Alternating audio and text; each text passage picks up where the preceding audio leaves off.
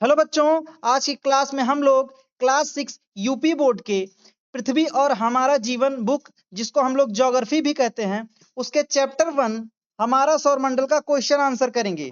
तो चलिए शुरू करते हैं। इसमें पहला क्वेश्चन है, निम्नलिखित प्रश्नों के उत्तर संक्षेप में दीजिए। इसके अंतर्गत का क्वेश्चन है, आकाशीय पिंड से आप क्या समझते हैं?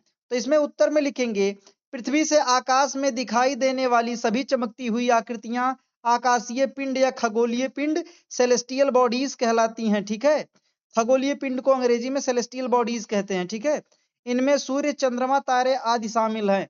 सेकंड क्वेश्चन देखते हैं। सेकंड क्वेश्चन है, ग्रह और उपग्रह में क्या अंतर है? तो इसके अंतर्गत लिखेंगे, ग्रह और उपग्रह में निम्नलिखित अंतर हैं। एक तरफ आप डालेंगे ग्रह, एक तरफ डालेंगे उपग्रह। ग्रह के नीचे लिखेंगे, ये सूर्य के चारों ओर अंडाकार पथों पर चक्कर लगाते हैं। उपग्रह में लिखेंगे, ये ग्रहों के चारों ओर अंडाकार पथों पर चक्कर लगाते हैं। आप बात समझ पा रहे हैं? ग्रह वो होता है जो सूर्य का चक्कर लगाता है, लेकिन उपग्रह वह होता है जो ग्रहों का चक्कर लगाते हैं। ठीक है। दूसरा इसमें है, हमारी पृथ्वी एक ग्रह है, चंद्रमा पृथ्वी का एक उपग्रह है।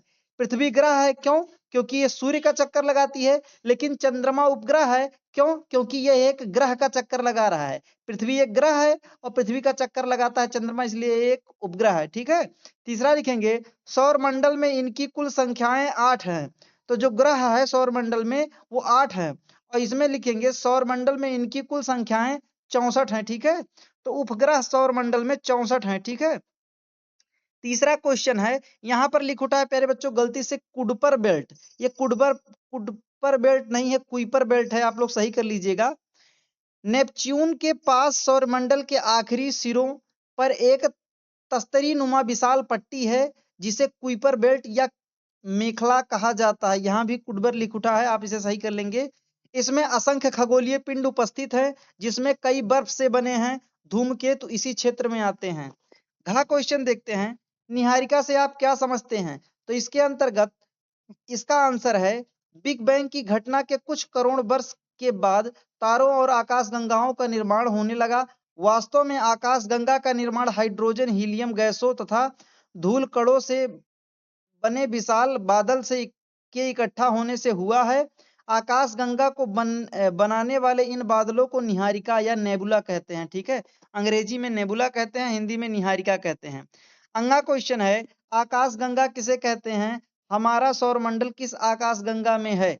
तो इसका आंसर लिखेंगे, आकाश में एक ओर से दूसरी ओर तक फैली चौड़ी सफेद पट्टी की तरह एक चमकदार पथ है, जो असंख्य तारों का समूह है, आकाशगंगा कहलाता है। हमारा सौरमंडल मंदाकिनी नामक आकाशगंगा में है। ठीक है।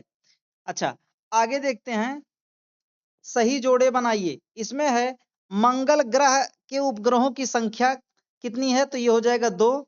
सूर्य से पृथ्वी की दूरी, तो सूर्य से पृथ्वी की दूरी लगभग 15 करोड़ किलोमीटर है। सर्वाधिक उपग्रह वाला ग्रह, सबसे ज्यादा उपग्रह किस ग्रह के पास है? बृहस्पति, लगभग 50 ग्रह के पास इसके है। ठीक है। शून्य उपग्रह वाला ग्रह, तो शुक्र, शुक्र में कोई उपग्रह नहीं है। दूरी का मानक, तो दूरी का मानक प्रकाश वर्ष। ठीक है। थर्ड क्वेश्चन देखते हैं, तो इसमें है, रिक्त स्थानों की पूर्ति कीजिए। सॉरी, रिक्त स्थानों की पूर्ति कीजिए। तो इसमें है, तारे गर्म, फिर खाली जगह है तो वहां भर लेंगे आप लोग, गैसों से बने गोले हैं। ठीक है।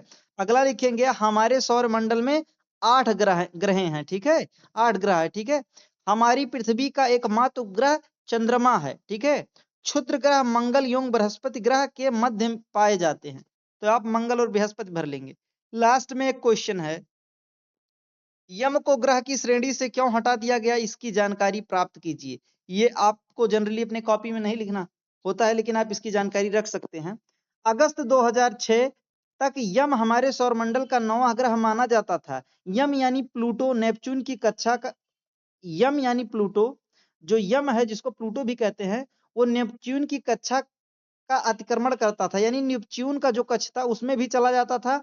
अतः 24 अगस्त 2026 को अंतरराष्ट्रीय खगोलीय संघ द्वारा, जो अंतरराष्ट्रीय खगोलीय संघ है, ठीक है, एस्ट्रोनॉमिकल डिपार्टमेंट जो है इंटरनेशनल, उसके द्वारा यम यानी प्लूटो को ग्रह की श्रेणी से हटा दिया गया।